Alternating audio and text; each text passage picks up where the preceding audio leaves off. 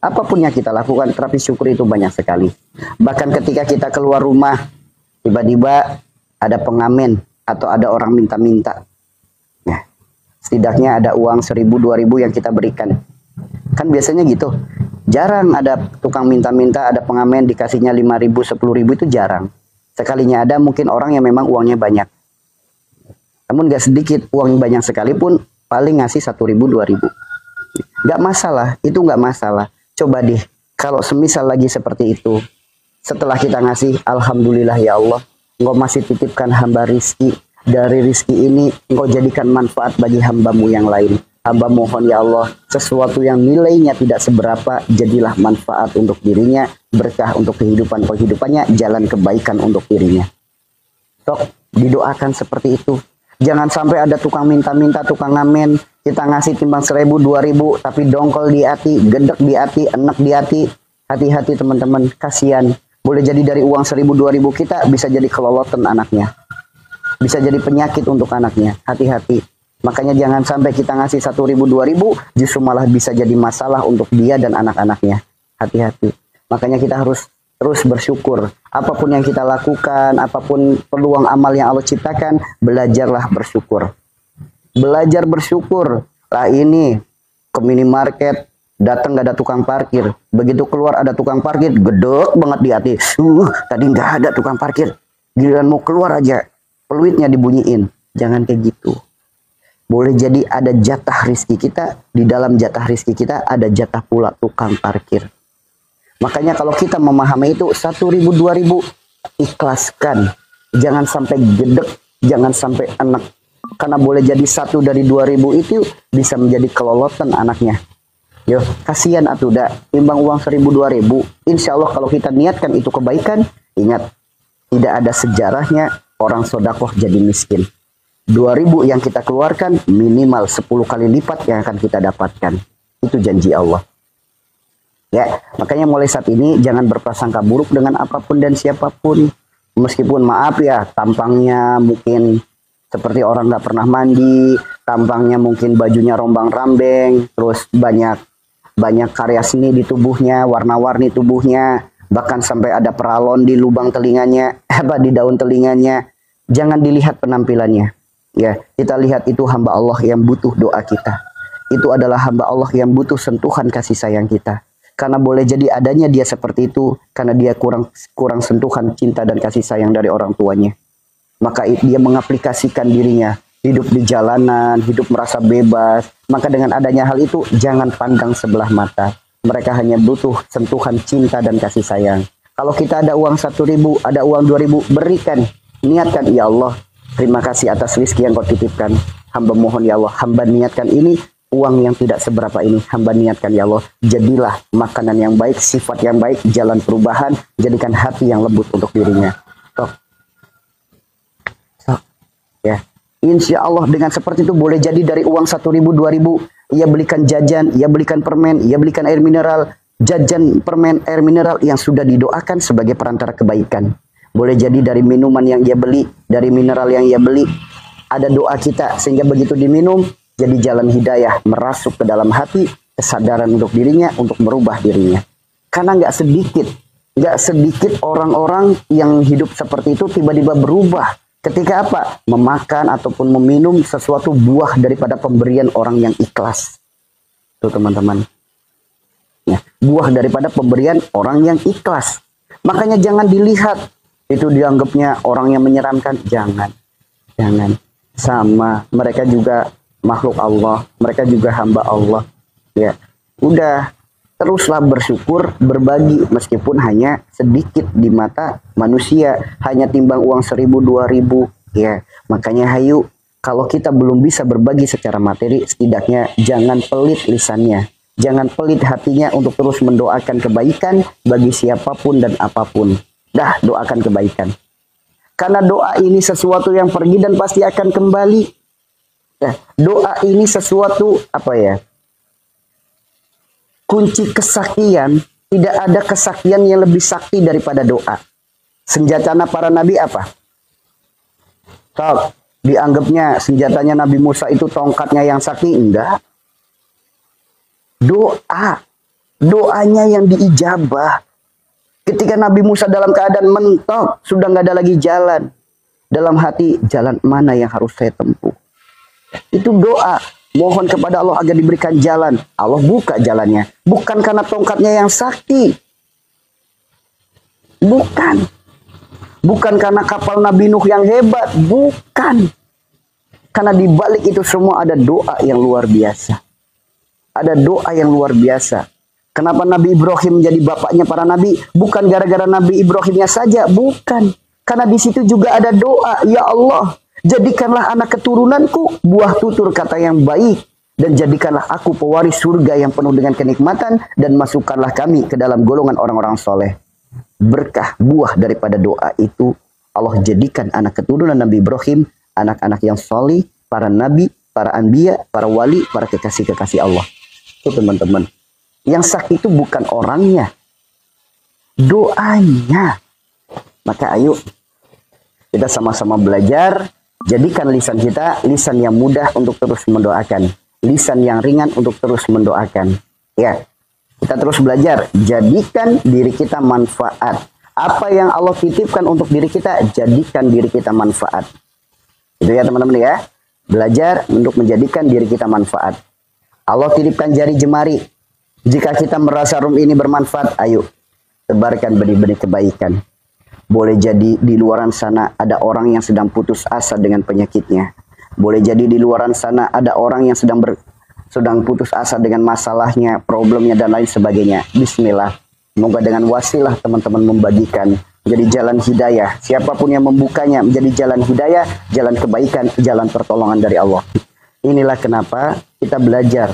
Man arafa nafsahu faqad arafa rabbahu. Kenali dirimu, maka niscaya engkau akan mengenal Tuhan. Tuh ya. Yuk, makanya yuk teman-teman, ajak jiwa, akal, hati, dan ruh kita untuk merasakan nikmatnya hidangan-hidangan dari Allah. Karena selama ini kita belum pandai dalam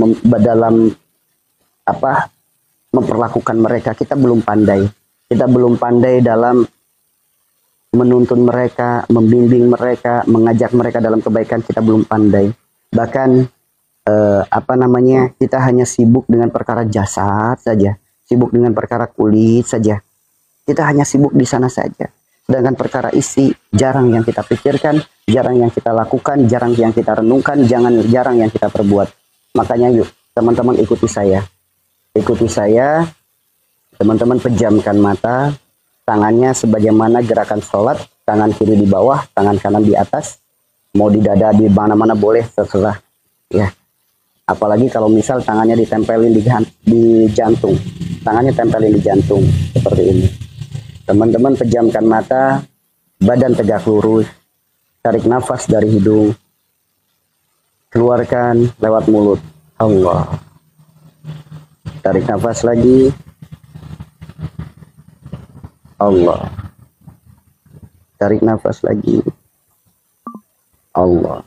Tetap dalam keadaan hening, tetap dalam keadaan pejamkan mata. Terjangkau. Akhirnya.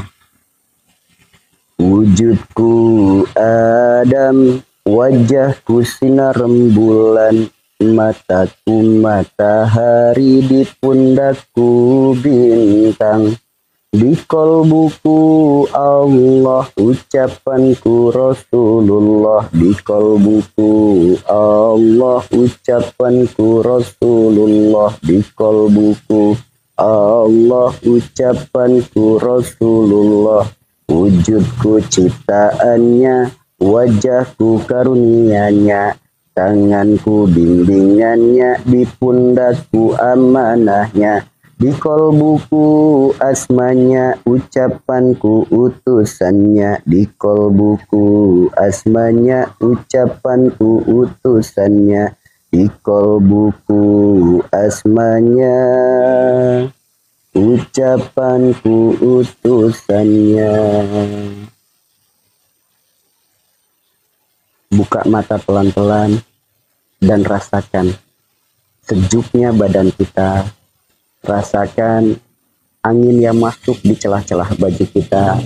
Rasakan ketentraman hati. Rasakan ketentraman jiwa.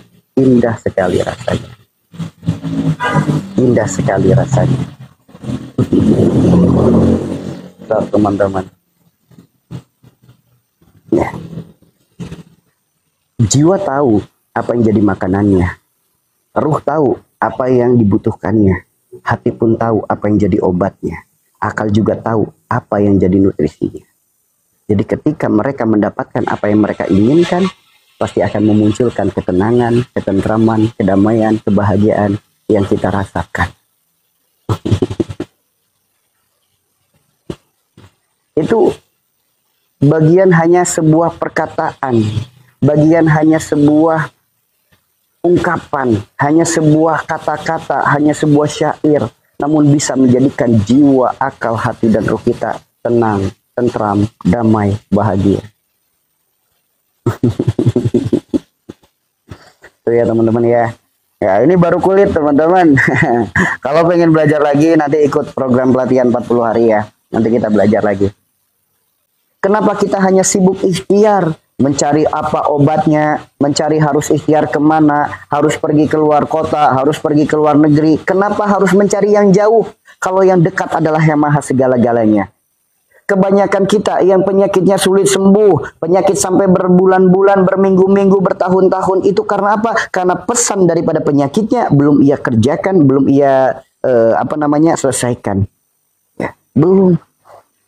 Orang ketika lagi ujian nih, anak-anak sekolah lagi ujian. Ujiannya sama nggak? Sama.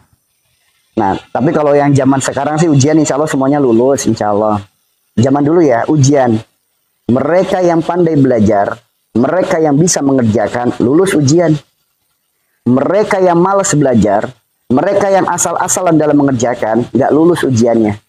Begitupun hidup kita. Jika ada permasalahan dalam hidup kita, baik itu penyakit sulit sempit, kalau kita belajar terlebih dahulu untuk menyikapi itu, untuk menjalani itu, insya Allah lulus kita fase itu. Kalau kita mengerjakannya tidak asal-asalan, insya Allah lulus. Maksudnya apa? Ketika dititipi penyakit, ayo, maksudnya belajar itu apa? Kembali merujuk kepada Al-Quran dan Sunnah. Inilah sebaik-baik ilmu, Al-Quran dan Sunnah. Orang yang senantiasa belajar dalam Al-Quran dan Sunnah dipelajari. Rasulullah bersabda, tidaklah Allah titipkan penyakit, melainkan Allah gugurkan dosa. Maka inilah pelajaran yang harus kita pelajari. Adanya sakit karena adanya dosa. Adanya sakit karena adanya dosa. Maka kita harus belajar. Berarti penyakit kita buah daripada dosa kita. Sedangkan dosa ada gerbangnya. Gerbangnya dosa itu sifat kita, perilaku kita, perbuatan kita. Itulah gerbangnya dosa. Berarti yang harus kita kerjakan, bagaimana cara kita memperbaiki sifat, cara kita memperbaiki perilaku dan perbuatan kita. Bukan asal-asalan. Kalau asal-asalan, yang ada nggak lulus, yang ada salah jawabannya. Begitupun sama, kalau sedang terjadi penyakit, dititipi penyakit, kalau kita asal-asalan dalam menjalaninya, nah makanya penyakitnya nggak sembuh-sembuh. Asal-asalan itu apa? Ya ikhtiar, hanya bergantung kepada makhluk. Bergantung kepada obat, bergantung kepada terapi, bergantung kepada herbal. Tidak bergantung kepada Allah. Ia melakukan ikhtiar, asal dengar, obatnya bagus, orangnya sakti, bisa menyembuhkan. Dia lakukan yang kayak gitu, itu yang asal-asalan. Kemudian ketika ketemu yang benar, dikasih nasihat, perbaiki sifatnya, perbaiki perilakunya, perbaiki perbuatannya. Dia juga asal-asalan dalam memperbaiki. Dia setengah-setengah dalam hijrah. Nah, itu sama. Ya, itu sama kayak gitu. Makanya jangan sampai dalam menyikapi penyakit ini asal-asalan dalam menyelesaikannya. Jangan sampai. Kita harus belajar. Jangan sibuk cari obatnya, namun sibuklah perbaiki penyebabnya. Jika aku sakit, Allah yang menyembuhkan. Itu rumusannya. Dengan rumusan apa lagi? Semua penyakit datangnya dari Allah, penyebabnya dari diri kita. Ya, yang maha memiliki obat Allah, yang maha memiliki kesembuhan Allah, yang maha memiliki pertolongan Allah. Kita udah tahu nih jawabannya, Allah maha segala-galanya, maka dekatilah Allah. Kemudian kita lihat lagi dengan rumusan yang lain. Seperti apa? Sebagaimana Rasulullah sabdakan, tidaklah Allah titipkan penyakit, melainkan Allah gugurkan dosa. Berarti sebabnya sakit itu semua dikarenakan karena ada dosa. Ini rumusnya. Namun kalau kita sakit, sibuk hanya cari obat, sibuk ikhtiar, sedangkan rumusnya nggak dipakai, emang sembuh? Sembuh nggak kira-kira? Sama, ibarat kata dia udah nggak tahu rumusnya, nggak tahu jawabannya. Kemudian apa? Dia cari bocoran jawaban.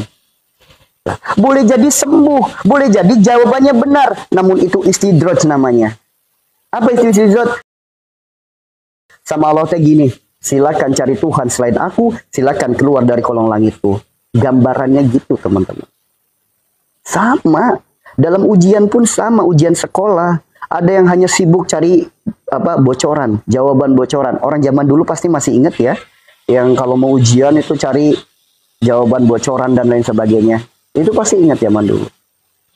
Boleh jadi jawabannya benar, namun istidraj. Ya, melakukan dengan jalan kesalahan. Tuh, sama. Kalau kita hanya sibuk cari obatnya, sibuk ikhtiarnya, sibuk kesana kemarinya, sedangkan rumusnya nggak dipakai, ya jatuhnya sama kayak gitu teman-teman. Hanya buang waktu, buang tenaga, buang pikiran, buang biaya. Tuh. Tapi kalau kita udah tahu rumusannya, kita kerjakan sebagaimana rumusnya, mudah, benar, dan dipastikan kita merasa puas. Dalam arti puas apa? Karena kita udah tahu rumusannya.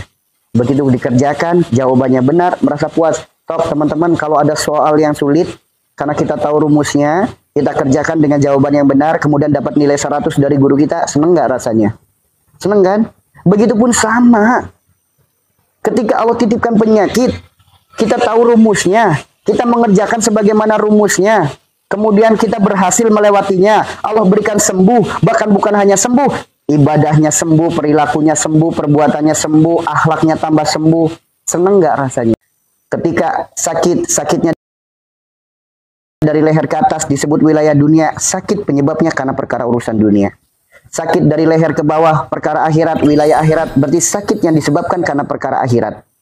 Kemudian tubuh kita dibagi lagi menjadi dua, sebelah kanan dan sebelah kiri. Jika ada sakitnya bagian tubuh sebelah kanan, disebutnya hablum minanas rahmatan lil alamin, berarti sakitnya gara-gara hubungannya dengan manusia dan alam semesta. Jika sebelah kiri dari ujung kepala sampai ujung kaki, penyakit sebelah kiri disebutnya apa? Hablum minallah, berarti semua penyakitnya disebabkan karena hubungannya dengan Allah. Ya, tinggal kita pilih mau cari jalan sembuh yang berkah atau jadi orang yang bodoh hanya sibuk apa obatnya. Ya, kita harus belajar. Kemarin sudah diberikan contoh ya.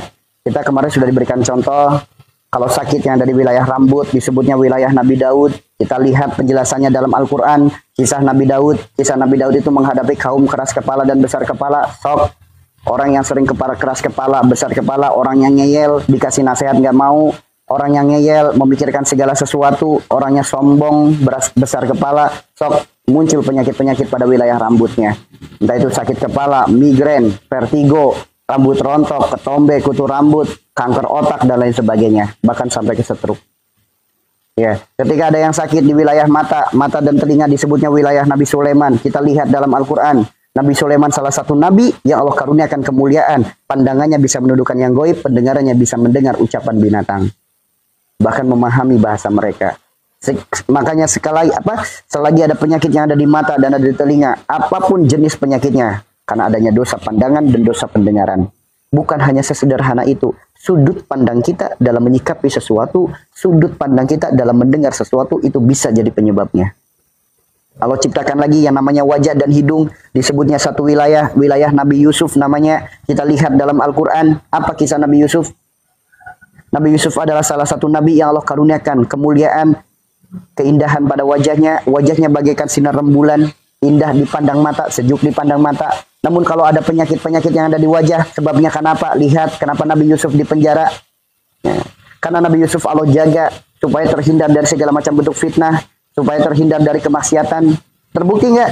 Justru kebalikannya, orang yang ingin dipuji, orang yang ingin tampil cantik, orang yang melakukan kemaksiatan, dalam arti melakukan kemaksiatan itu apa? Ingin terlihat cantik oleh orang lain, ingin terlihat ganteng oleh orang lain, bukan untuk pasangannya. Ketika datang ke kondangan, wajah diglowingin, bedak ditebelin, bibir dimenorin, sekalinya jalan minyak wangi sebotol dipakai semua. Kemudian ketika di dalam rumah, suaminya pengen meluk, suaminya pengen nyium, bukannya wajahnya cantik, bukannya wajahnya glowing, ya ada pak, wajah kayak bala-bala, minyak semua isinya. Ketika keluar rumah aja dandannya cantik, mempesona. Giliran di dalam rumah, dah. Suami mau nyium aja ilfil. Begitupun sebaliknya, mau keluar rumah gagah ganteng kayak Arjuna. Giliran di dalam rumah, suami pengen istri pengen meluk, bau jigong, bau kopi, bau tembakau, dah. Gitu ya teman-teman ya. Nah, jadi jangan sibuk cari obatnya, sibuklah perbaiki penyebabnya.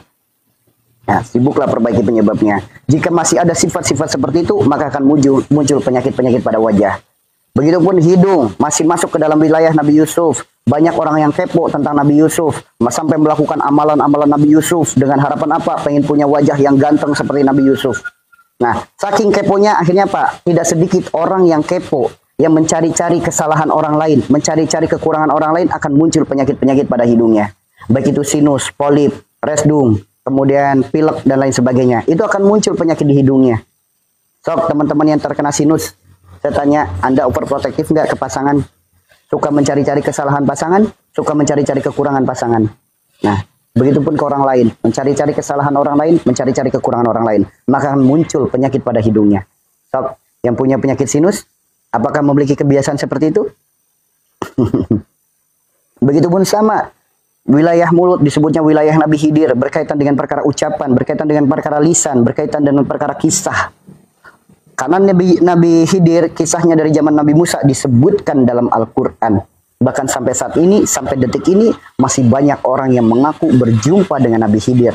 Sebagian di antara mereka jujur, sebagian di antara mereka dusta. Mereka mengarang-arang sebuah kisah, mengarang-arang sebuah cerita. Begitupun sama, orang yang suka berbohong, suka berdusta, akan muncul penyakit pada mulutnya. Baik itu mulai sakit gigi, amandel, bau mulut, kemudian sariawan, dan lain sebagainya.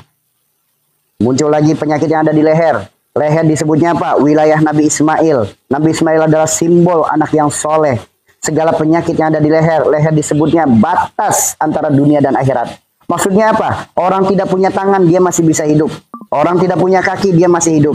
Orang tidak punya telinga, dia masih bisa hidup. Orang tidak punya pundak, dia masih bisa hidup. Orang tidak punya pinggang ke bawah, masih bisa hidup.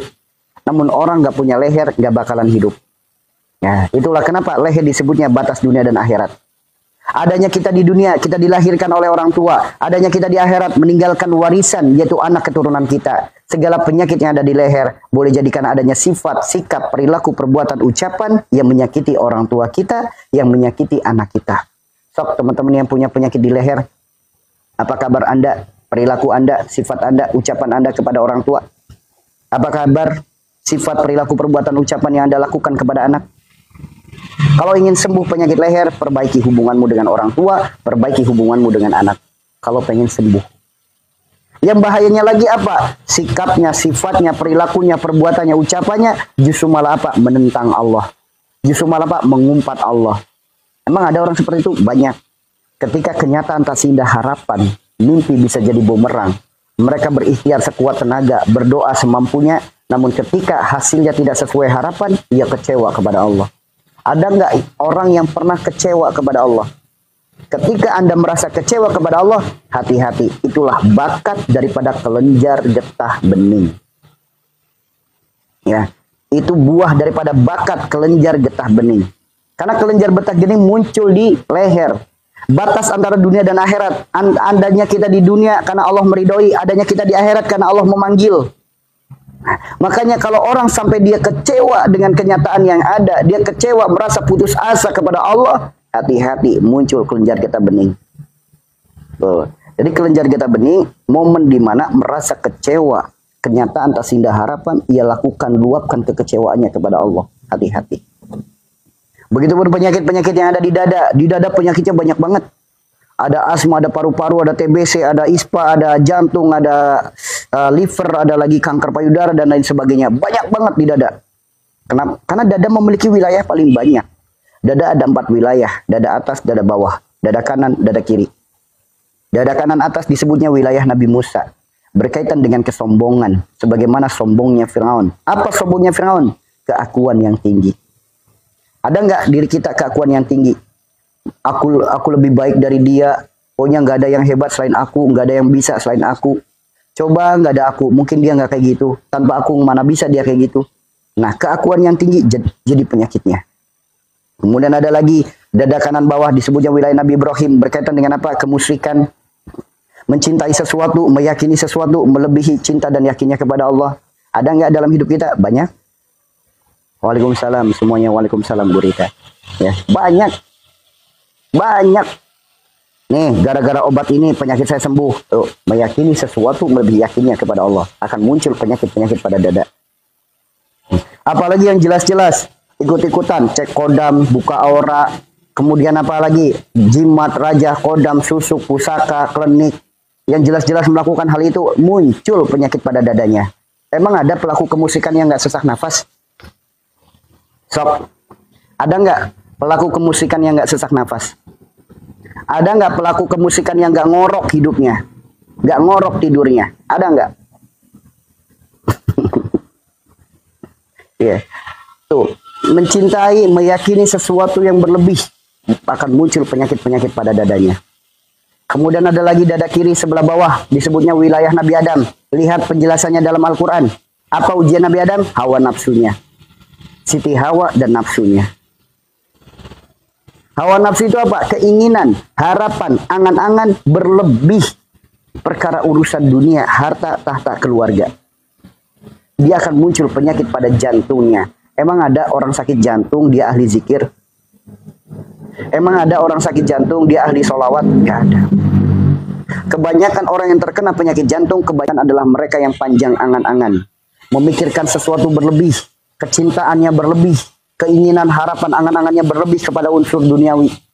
Dia ingin membahagiakan keluarganya berlebih. Ingin harta, ingin tahta, ingin... Pokoknya unsur keduniawan berlebih. Ialah yang akan muncul jadi penyakit jantung. Ya. Kemudian ada lagi dada kiri sebelah atas, disebutnya wilayah Nabi Isa.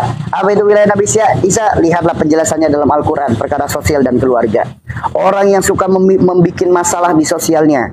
Dikit-dikit konflik dengan tetangga, dikit-dikit ada masalah dengan yang lain. Begitupun ketika di rumah, dikit-dikit jadi sumbernya masalah. Maka akan muncul penyakit-penyakit pula pada dada. Selagi penyebabnya belum diperbaiki, mau minum obat apapun, nggak sembuh. Mau ikhtiar, mau terapi, mau didoain. Ustadz didoain dukun sekalipun, didoain wali sekalipun. Tuh ya teman-teman ya. Jadi penyebabnya sakit karena dosa kita sendiri. Gerbangnya dosa, sifat, perilaku, perbuatan. Selagi sifatnya, perilakunya, perbuatan yang nggak diperbaiki, mau sampai kapanpun nggak sembuh. Sekalinya sembuh, sembuhnya adalah istidraj. Sembuh istidraj itu apa? Begitu sembuh, sombongnya masih ada, ngeyelnya masih ada. Begitu sembuh, ibadahnya nggak tambah baik, perilakunya nggak berubah, itu sembuh yang istidraj. Boleh jadi sakit kepala kita kemarin, begitu sekarang sembuh, boleh jadi sembuhnya istidraj.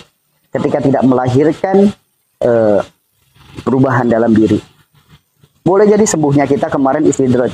Yang kemarin sakit ambeien, sekarang udah sembuh. Boleh jadi sembuhnya istidraj ketika tidak melakukan perubahan. Tuh teman-teman. Ya, maka tugas kita saat ini perbaiki penyebabnya, jangan sibuk cari obatnya. Begitupun penyakit-penyakit yang ada di perut. Penyakit yang ada di perut. Penyakit asam lambung, batu empedu, batu ginjal, penyakit apalagi usus buntu, penyakit radang usus dan lain sebagainya. Semua penyakit yang ada di perut disebutnya wilayah Nabi Yunus. Sebagaimana penjelasannya dalam Al-Quran. Kisah Nabi Yunus yang berada dalam perut ikan. Apa yang menyebabkan Nabi Yunus berada dalam perut ikan? Karena Nabi Yunus merasa putus asa. Putus asa dari apa? Putus asa daripada janji-janji Allah. Nabi Yunus banyak pikiran, banyak kekhawatiran, banyak kecemasan. Dakwahnya sekian lama, pengikutnya hanya sedikit.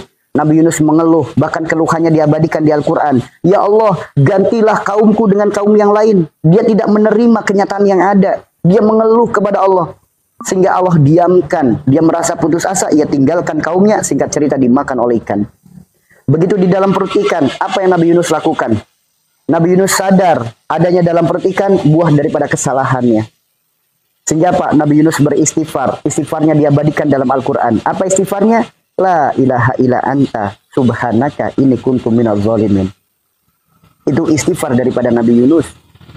Itu istighfar daripada Nabi Yunus. Makanya hayo siapapun yang memiliki penyakit perut, apapun jenis penyakitnya, entah itu mah, asam lambung, penyakit GERD, penyakit anxiety, penyakit usus buntu, penyakit batu ginjal, batu empedu, penyakit radang usus, apapun, penyakit limfa, apapun, segala penyakit yang ada di perut, ayo perbanyaklah istighfar sebagaimana istighfarnya Nabi Yunus. Istighfar bukan hanya sebatas perkara lisan, la ilaha illa anta subhanaka inni kuntu minadz zalimin.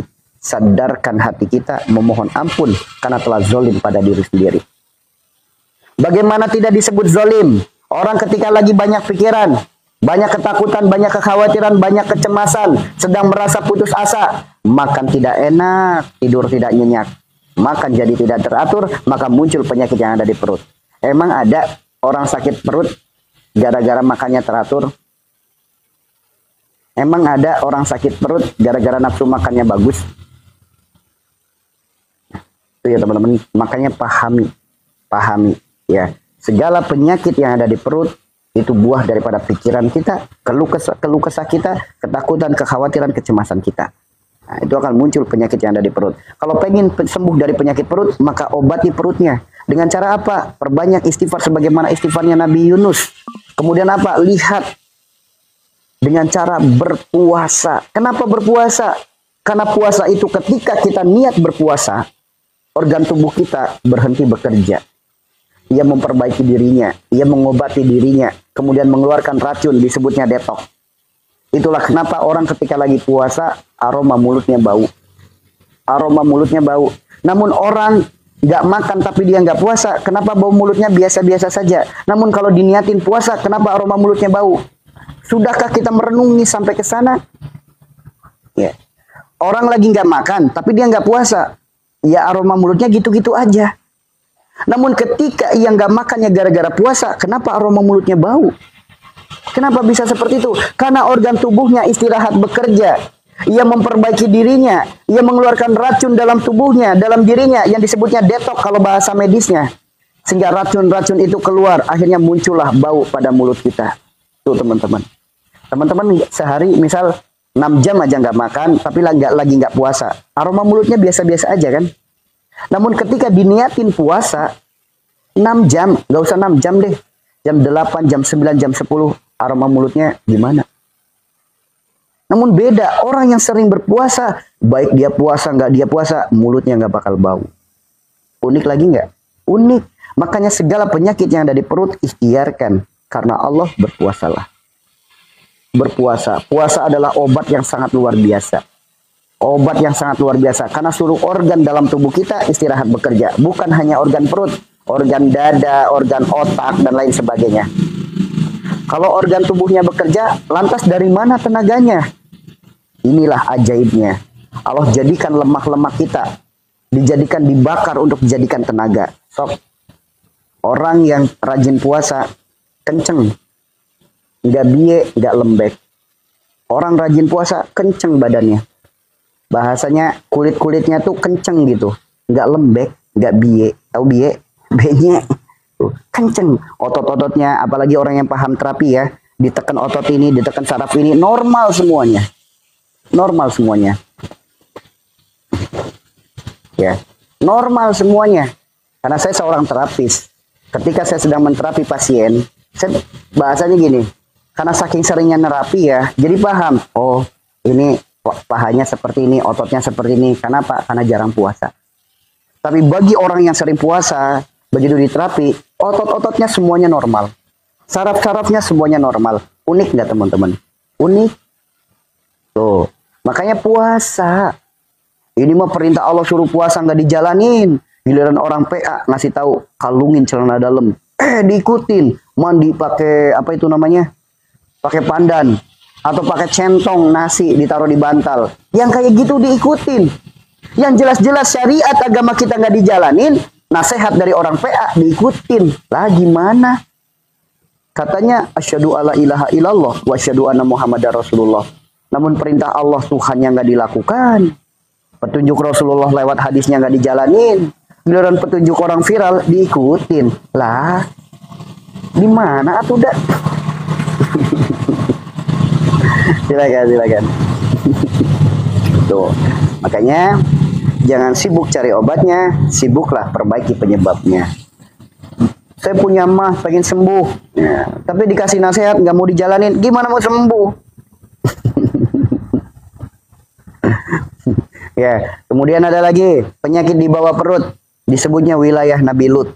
Wilayah Nabi Lut itu apa? Jika Anda laki-laki, prostat, kemudian hernia, lemah syahwat, mani encer, kemudian ada lagi itu apa namanya? Yang koreng di selangkangan itu loh, yang gatel di selangkangan, apa itu namanya, saya lupa. Apa namanya? Raja singa apa namanya itu? Ya. Yang banyak koreng, makanya pangkal pahanya pada hitam-hitam.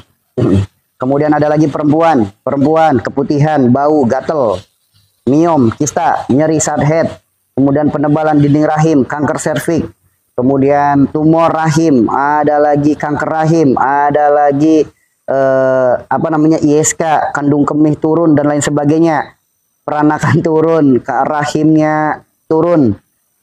Perempuan banyak banget kalau di wilayah itu. Apa penyebabnya? Lihat kisah Nabi Lut yang ada di Al-Quran. Apa kisahnya? Adanya kecintaan berlebih. Orang ketika memiliki kecintaan berlebih, pasti akan muncul penyakit-penyakit pada wilayah kemaluannya. Kecintaan berlebih. Kecintaan berlebih kepada siapa? Hartanya, keluarganya, harta bendanya, kemudian tahtanya. Tahta itu bukan berarti, oh saya nggak punya tahta, bukan itu. Merasa ingin dihargai sebagai seorang suami, merasa ingin dihargai sebagai seorang istri, merasa ingin dimengerti oleh orang lain, merasa pengen didengar, merasa pengen diperhatikan, merasa pengen didengar. Nah, ini pun bagian daripada ujian tahta, teman-teman. Karena kan banyak orang kalau lagi sakit, saya hanya butuh dingertiin, saya hanya butuh didengarkan. Ini ujian tahta namanya. Merasa ingin dihargai, merasa ingin dingertiin, merasa ingin diperhatikan. Itu muncul penyakit-penyakit pada wilayah kemaluan. So, teman-teman yang punya keputihan, bau, gatel, nyeri saat head, ada nggak kecintaan berlebih dari apa yang disampaikan tadi? Ada nggak kecintaan berlebih? So, gampang aja gini, anak remaja di mana hasrat jatuh cintanya lagi menggebu-gebu. Ya, hasrat jatuh cintanya lagi menggebu-gebu. Kemudian apa namanya, ada artis yang dari negeri plastik, nah yang ganteng-ganteng gitu, yang melambai-lambai. Kemudian dia ngefans Jimin, apalagi itu namanya itu, sampai fotonya dipajang-pajang di kamar. Sok lihat headnya nyeri nggak? Kalau lagi head jengkelitan nggak? Sok, kecintaan berlebih bisa menjadikan penyakit pada wilayah kemaluan. Tuh teman-teman, ya, kecintaan berlebih akan menjadi penyakit yang ada di kemaluan. Sok silakan. Ya, makanya kenapa di wilayah kemaluan yang paling banyak penyakitnya perempuan. Kalau laki-laki mah penyakitnya paling lemah syahwat, mani encer, hernia, kemudian ada lagi apa, prostat, paling gatal di selangkangan, ya paling kurang lebih itu penyakitnya. Tapi kalau perempuan, keputihan, bau, gatel, kanker serviks, kemudian tumor rahim, kanker rahim, penebalan dinding rahim, miom, kista, ISK, kandung kemih turun, nyeri saat head tidak lancar. Wah, banyak banget jenisnya. Kenapa? Perempuan itu pada tabiatnya ingin dimengerti, ingin diperhatikan, ingin didengarkan. Kenapa? Mereka berasal dari tulang rusuk, bukan tulang punggung. Makanya mereka hanya butuh sandaran. Cuma kalau sandarannya kepada makhluk, yang ada akan jadi penyakit. Kalau sandarannya kepada Allah, insya Allah terbebas dari penyakit itu. Tenang, ada suami. Kenapa ya suami saya nggak ngasih saya? Kenapa suami saya bersikap seperti itu? So, nanti muncul penyakit di situ. Apa sayang? Amin. Iya, nggak akan muncul penyakit di situ. Jadi penyebab penyakit dari mana? Sifat kita sendiri, perilaku kita sendiri, perbuatan kita sendiri. Oh. Orang yang sering kecewa kepada suami, orang yang pengen dingertiin suami, orang yang pengen didengar, pengen diperhatikan, rasanya menggebu-gebu kepada suami yang kayak gitu. Rasa seperti itunya menggebu-gebu. Mohon maaf ya teman-teman ya, apa kabar dengan keputihannya? Apa kabar headnya? Lancar tidak? Lancar tidak?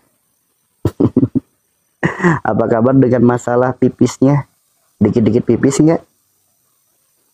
Dikit-dikit pipis nggak? Bahkan sampai ada orang ketawa sampai pipis. Jarang laki-laki ketawa sampai pipis, itu jarang. Namun banyak perempuan ketawa sampai pipis. Tuh, ketawa sampai pipis. Makanya banyak kan yang gitu. Karena adanya kecintaan berlebih. Bukankah Allah berfirman, sesungguhnya hartamu, anakmu, istrimu, istri di sini maksudnya pasangan ya. Ya, buah-buahanmu itu semua adalah titipan. Kita tuh kebanyakan kita nggak sadar kalau itu titipan. Kebanyakan kita merasa kalau itu milik kita. Itulah kenapa akhirnya jadi penyakit. Coba kalau kita sadar itu titipan, ketika dia melakukan sesuatu yang tidak sesuai dengan tidak, alah udah sabodo teuing gitu. Udah dibiarin, dimaklumin. Karena manusia itu gini, laki-laki berpikir dengan logikanya, perempuan berpikir dengan rasanya. Perempuan ada masalah dikit, apa-apa dibatin, apa-apa dibaperin, apa-apa pakai rasa. Nah, akhirnya apa? Segala masalah seakan-akan jadi musibah. Padahal kalau bersikap dengan logikanya juga, ketika tidak sesuai dengan harapan, wah biarin, maklum dia mah. Oh dia kayak gitu mah wajar, dia mah kayak gitu. Itu kalau logikanya main. Namun kebanyakan perempuan dia bermain dengan apa? Rasanya. Ketika suami gitu dikit, langsung baper, langsung dibatin, langsung dirasa, sedih. Nah, sehingga apa? Banyak perempuan yang terkena penyakit darah rendah. Banyak perempuan yang terkena penyakit HB rendah, gula rendah. Karena seperti itu. Ya, dari situlah datangnya penyakit-penyakit. Jadi seperti itu. Maka tugas kita saat ini jangan merasa memiliki apa yang Allah titipkan. Ya, jangan merasa memiliki dengan apa yang Allah titipkan. Kalau merasa memiliki dengan apa yang Allah titipkan, nanti ujung-ujungnya patah hati yang disengajakan. Patah hati yang kita persiapkan sendiri. Patah hati yang kita sengajakan sendiri. Makanya jangan merasa memiliki. Kadang suka lucu, ya. Kadang suka lucu. Lucunya itu apa? Tukang parkir, kerjaannya di tempat parkir, ada titipan mobil, ada titipan motor, namun merasa ini adalah mobilku, ini adalah motorku. Kira-kira lucu nggak teman-teman? Kira-kira lucu nggak? Lucu kan? Sama. Allah sudah ngasih tahu, sesungguhnya hartamu, istrimu atau pasanganmu, anakmu, buah-buahanmu, itu semua adalah titipan. Udah dikasih tahu sama Allah itu semua adalah titipan, merasa memiliki. Ya akhirnya kecewa seperti itu. Itu ya. Makanya mulai saat ini jangan merasa memiliki dan jangan ada kemelekatan. Karena yang namanya melekat, ditarik, sakit. Namanya melekat, ketika diambil, sakit. Kalau adanya kecintaan berlebih, kemudian suaminya diambil orang, sakit. Atau anaknya dikecewain orang, sakit. Saya dihina nggak apa-apa. Namun kalau sudah hina anakku, saya nggak terima. Udah. Tuh, itu seperti itu. Makanya jangan ada kemelekatan, jangan ada kemelekatan. Dah, jadilah orang yang merdeka. Jadilah orang yang merdeka, jangan ada kemelekatan. Orang kalau kecintaan berlebih, takut suaminya digondol pelakor, takut suaminya dimasukin karung sama pelakor. Takut suaminya diporotin. Kenapa? Karena kecintaan berlebih. Yang jadi suami juga jangan beralibi, kamu mah kecintaan berlebih, terlalu berprasangka gitu. Padahal suaminya diem-diem kayak gitu. Bukan digondol pelakor, dianya sendiri yang godain pelakor. Ya kadang aneh ketika pelakor dikasih tahu, kamu jangan goda-goda isi suami orang, dianya sendiri yang godain. Udah tahu laki-laki suka godain, kenapa kamu mau? Jawabannya apa pelakor? Bingung nggak? Ya kan kadang kayak gitu. Ketika suami ketahuan nih dengan selengkinya, kemudian istri originalnya ngasih tahu ke selengkinya, kamu ngerebut suami saya, kamu godain suami saya. Si pelakornya ngomong, Dianya aja yang suka gombalin saya. Udah tahu suami saya suka gombalin, kenapa kamu mau digombalin? Sekakster itu namanya. Sekakster itu namanya. Udah nggak ada pilihan lagi. Ya memang salah, dua-duanya salah. Tuh. Dan yang merasa memiliki juga salah. Yang merasa memiliki juga salah. Ya, makanya mulai saat ini kita belajar jangan merasa memiliki apapun. Semuanya adalah titipan Allah. Ya, semuanya adalah titipan Allah. Dah, suami memilih untuk selingkuh, misal. Udah, introspeksi diri dan jadikan perenungan. Ya Allah, engkau bukakan pintu ini untuk hamba. Engkau perlihatkan ini untuk hamba. Engkau tuliskan takdir ini untuk hamba. Hamba yakin ya Allah, inilah yang terbaik darimu.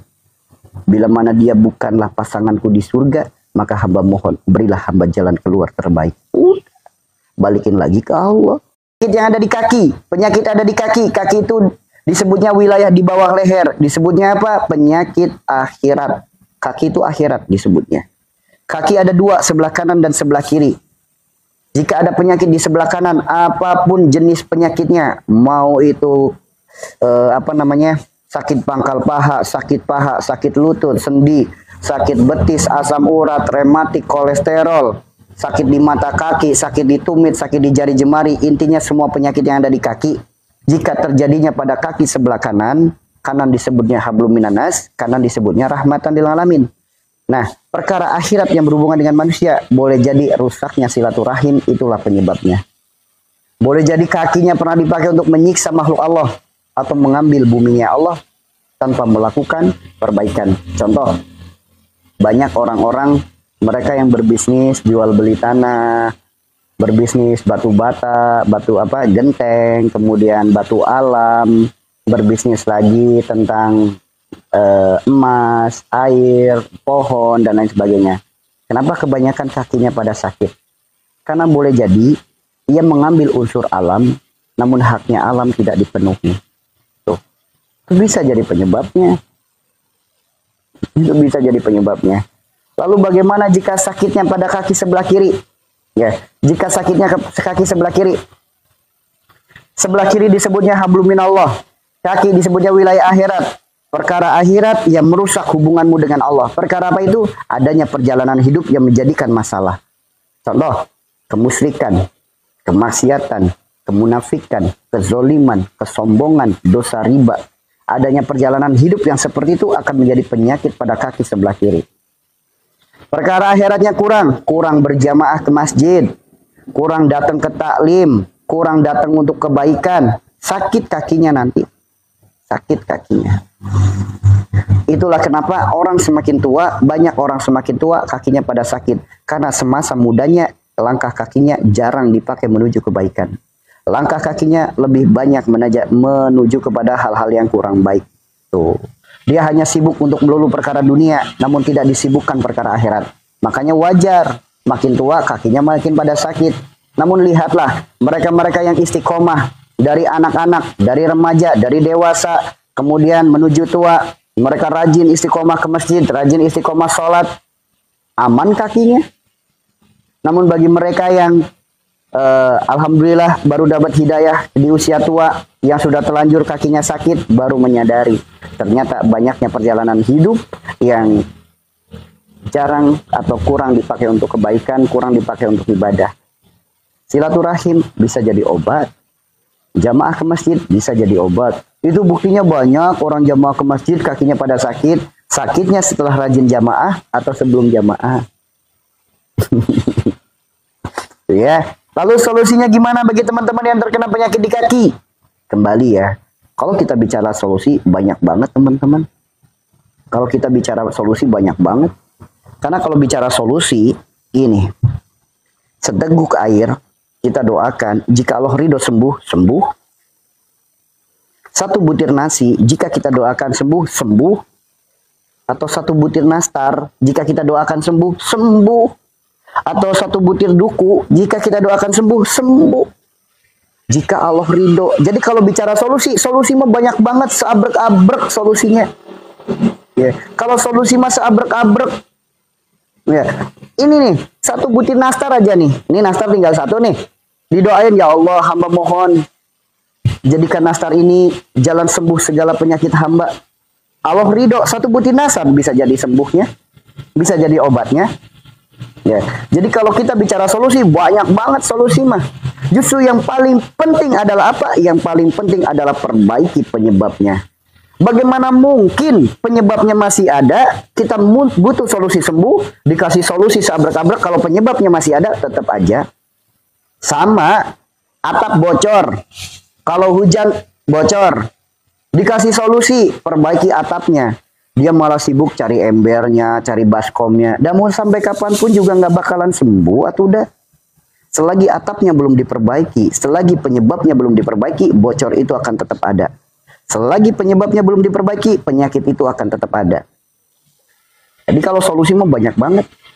Kalau bicara solusi, Allah memberikan solusi. Apa solusi dari Allah? Dalam Al-Quran disebutkan, dalam perut lebah ada obat. Yuk, solusi nggak dari Allah? Obat untuk apa? Untuk semua penyakit.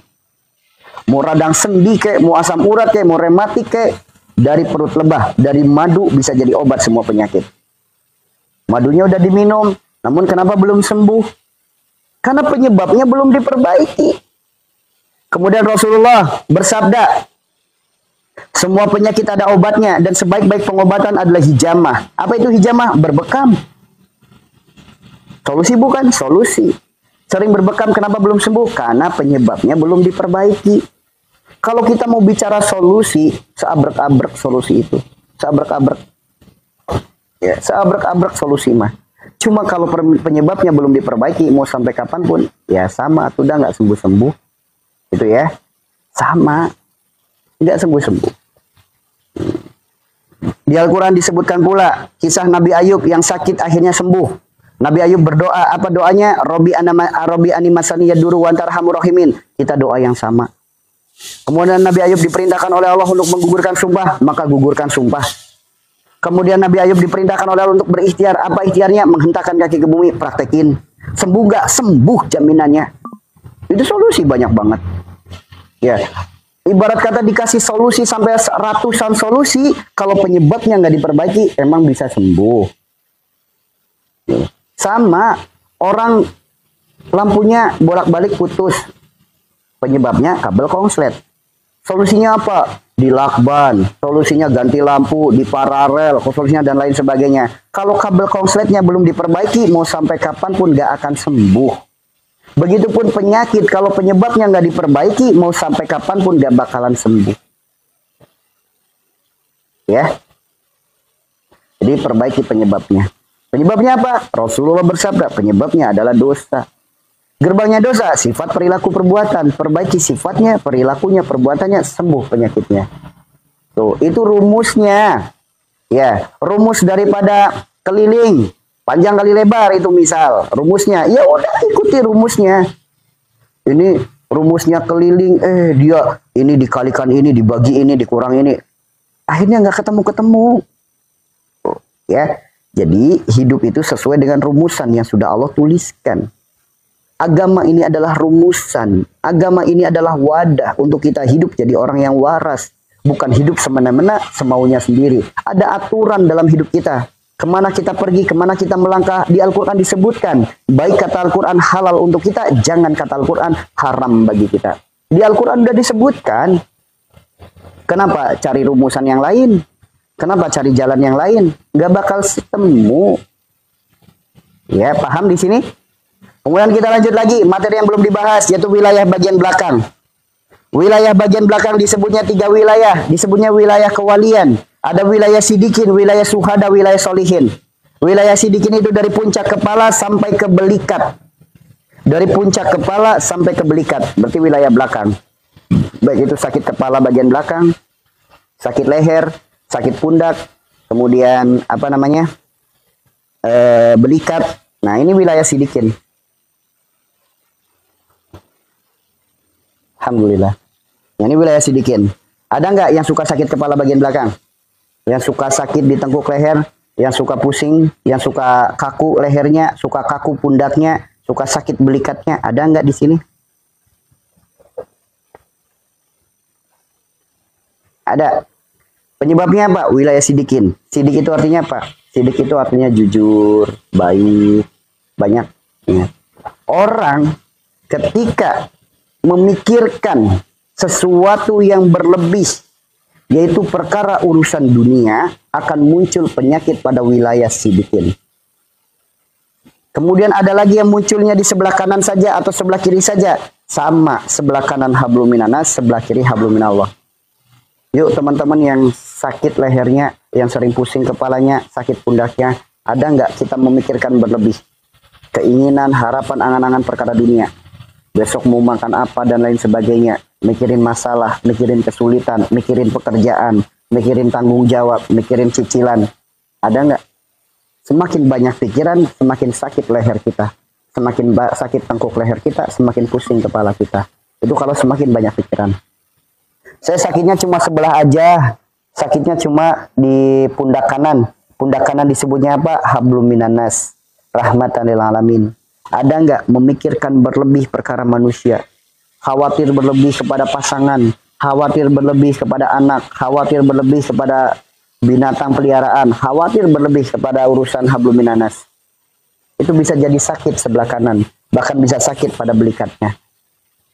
Ada lagi yang sakitnya pundak sebelah kiri, belikat sebelah kiri. Sebelah kiri itu apa? Hablum minallah. Apa itu hablum minallah? Sesuatu yang sudah dijamin oleh Allah. Jodoh, rizki, mati. Itu sudah dijamin oleh Allah. Yang sudah ditakdirkan oleh Allah. Sedangkan dia berpikir berlebih akan hal itu. Besok uang dari mana? Besok bayaran gimana? Besok harus kayak gimana? Besok untuk makan gimana? Memikirkan berlebih perkara rizki, muncul sakit pada pundak sebelah kiri, sakit pula pada belikat sebelah kiri. Ada juga yang memikirkan jodoh, nggak dapet jodoh-jodoh, dikit-dikit dikecewain perkara jodoh, muncul pula, kalau jadi pikiran, muncul pula sakit pada pundak dan belikat sebelah kiri. Ada lagi perkara mati, sama, dikit-dikit takut mati, keluar rumah takut mati, datang siang takut mati, datang malam takut mati, takut penyakitnya tambah parah, takut mati. Sama, orang anxiety yang hidupnya selalu berpikiran takut mati, takut mati, takut mati, akan muncul penyakit pada pundak sebelah kiri atau belikat sebelah kiri. Ada yang mengalami itu? Ya. Kepikiran, besok mati, penyakitnya tambah parah, penyakitnya nggak sembuh, penyakitnya tambah kronis, akhirnya takut mati, takut mati, takut mati. Maka muncul sakit di pundak sebelah kiri, sakit pula belikat sebelah kiri. Orang anxiety, saya tanya, belikatnya sebelah kiri sakit nggak? Hampir semua orang anxiety, belikat sebelah kiri sakit. Sakit. Tuh. Bukti nyata nggak? Bukti nyata. Dan memang benar, diagnosa alam tubuh lebih akurat daripada diagnosanya alat manusia. Karena diagnosa alam tubuh bukan sesuatu yang kebetulan. Karena Allah ciptakan tubuh kita, tidak ada yang kebetulan. Dengan maha kesempurnaan Allah. Tubuh kita memiliki ribuan garis. Kurang lebih ada 114 garis, kurang lebih ada 114 wilayah, di mana 114 ini gambaran daripada surat Al-Quran. Al-Quran terdapat 114 surat. Kemudian sama tangan kita, jari jemari kita ada garis-garisnya. Jika dihitung di jumlah semuanya, dari ujung jari sampai ibu jari, totalnya ada 33. Sebagaimana 33 kalimat tasbih. Jadi lihat juga telapak tangan kita, ini membentuk angka Arab, ini 8, ini 1, ini pun sama, ini 1, ini 8, 18, 81, di jumlah 99, sebagaimana 99 Asmaul Husna. Apakah kebetulan? Lihat jari jemari kita, ini pun membentuk lafaz Arab. Teman-teman yang paham kaligrafi akan tahu, ini membentuk alif. Ini lam, ini ha, dibaca apa? Allah, ini pun sama, alif, lam, ha, dibaca apa? Allah, Allah, 99 Asmaul Husna, 33 kalimat tasbih, apakah itu kebetulan? Gak ada yang kebetulan. Begitupun tentang penyakit, gak ada yang kebetulan. Ya, kemudian kita muncul lagi, penyakit di bawah wilayah sidikin, yaitu dari wilayah di bawah belikat. Di bawah belikat berarti masuknya di bawah entong-entong ya teman-teman ya. Sampai kemana? Sampai ke pinggang. Pinggang itu di atasnya pinggul, tempatnya kita pakai celana. Nah itu batasnya di situ. Sampai ke belikat. Nah itu disebutnya wilayah suhada. Suhada itu apa? Pejuang. Suhada itu perjuang, berjuang. Kita bekerja berjuang nggak? Berjuang. Kita menuntut ilmu berjuang nggak? Berjuang. Ya. Kemudian apa namanya? Kita aktivitas, ada yang bebenah rumah, apapun aktivitas kita bagian daripada perjuangan hidup nggak? Perjuangan. Berjuang harus disiplin waktu. Berjuang harus sepenuh hati, harus lillahi ta'ala. Sok, teman-teman, saya tanya. Teman-teman ketika melakukan aktivitas tidak sepenuh hati, sambil mengeluh, sambil malas-malesan, sambil ngedumel, sambil menggerutu, sakit nggak pinggangnya? Sok, yang suka sakit pinggang, kalau lagi cuci piring, suka ngedumel nggak? Kalau lagi nyapu, kalau lagi kerja, suka ngeluh nggak? Yang suka sakit pinggang. Yang suka sakit pinggang, apa kabar kalau lagi nyuci piring, sambil ngomel-ngomel nggak?